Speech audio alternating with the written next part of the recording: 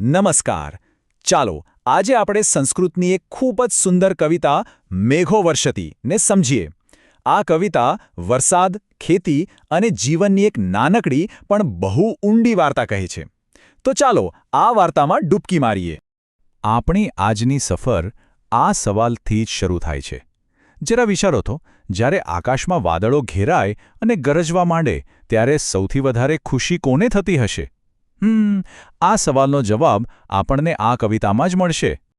તો આપણી વાર્તાનો પહેલો ભાગ શરૂ થાય છે વરસાદના આવવાથી.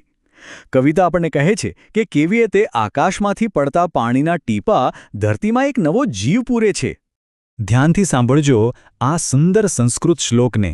એમાં તાલ પણ છે અને વાર્તા પણ.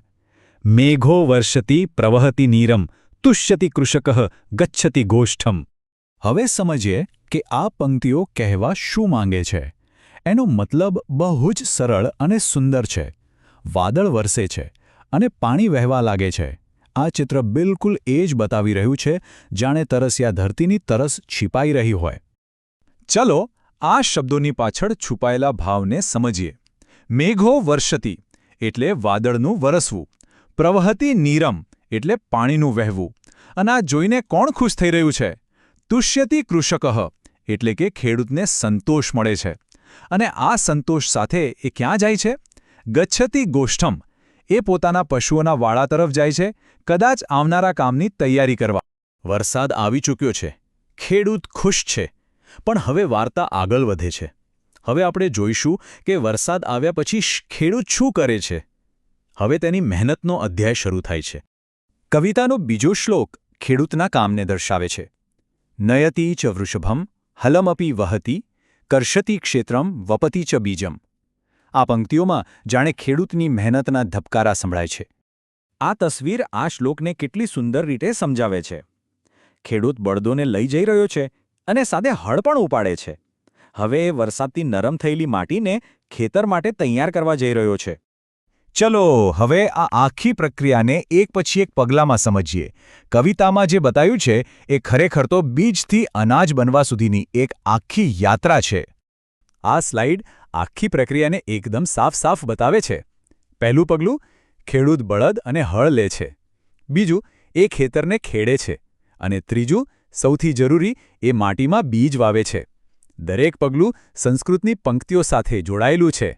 કવિતાનો એક બહુ જ મહત્વનો શબ્દ છે વપતિ, જેનો મતલબ છે વાવવું. આ ફક્ત એક ક્રિયા નથી, આ તો આશા અને ભવિષ્યનું પ્રતીક છે. ખેડૂત ફક્ત બીજ નથી વાવતો, પણ આવનારા પાકની આશા પણ વાવે છે. હવે આવે છે વાર્તાનો સૌથી ખુશનુમા હિસ્સો. ખેડૂતની મહેનત અને વરસાદની કૃપાનું શું પરિણામ આવે છે. ચાલો જોઈએ કે ખેતરનો નજારો હવે કેવો બદલાઈ જાય છે. અને આ છે કવિતાનો અંતિમ અને સૌથી આનંદદાયક શ્લોક. રોહતિ સસ્ય ફલતિ પ્રકામમ ભવતિ સમૃદ્ધિઃ મનુકુલ વૃદ્ધિઃ. આ પંક્તિઓમાં વિકાસ અને ખુશીનું સંગીત છે. આ શ્લોક જે બદલાવ બતાવે છે એ ખરેખર કમાલનો છે. રોહતિ સસ્યમ નો મતલબ છે કે બીજમાંથી અંકુર ફૂટે છે, છોડ ઉગે છે. અને ફલતિ પ્રકામમ એટલે કે ખૂબ ફળ લાગે છે, ભરપૂર પાક થાય છે. જે ખેતર ગઈકાલ સુધી સૂકું હતું એ હવે લીલુંછમ થઈ ગયું છે. આ જ તો છે મહેનતનું અસલી ફળ. જ્યારે ખેતરો લહેરાય છે ત્યારે ફક્ત અનાજ નથી ઉગતું, પણ સમૃદ્ધિ પણ આવે છે. અને આ સમૃદ્ધિ માત્ર ખેડૂત માટે નહીં, પણ આખા સમાજ માટે હોય છે. કવિતાનો અંત એક બહુ જ ઊંડા વિચાર સાથે થાય છે. મનુકુલ વૃદ્ધિઃ. આનો અર્થ છે મનુષ્યકુળનો વિકાસ. કવિ કહેવા માંગે છે કે જ્યારે ધરતી પર સમૃદ્ધિ આવે છે ત્યારે તે આખી માનવતાની પ્રગતિનું કારણ બને છે. તો ચાલો હવે આખી કવિતાનો સાર એક સાથે જોઈએ. આ નાનકડી કવિતાએ આપણને શું શીખવ્યું એના મુખ્ય સંદેશ પર એક નજર નાખીએ. આ સ્લાઇડ આખી કવિતાના ચક્રને એકદમ સ્પષ્ટ કરી દે છે. શરૂઆત થાય છે વરસાદથી, જે પ્રકૃતિની ભેટ છે. પછી આવે છે ખેડૂતની મહેનત. આ બંનેના મળવાથી પાક ઉગે છે.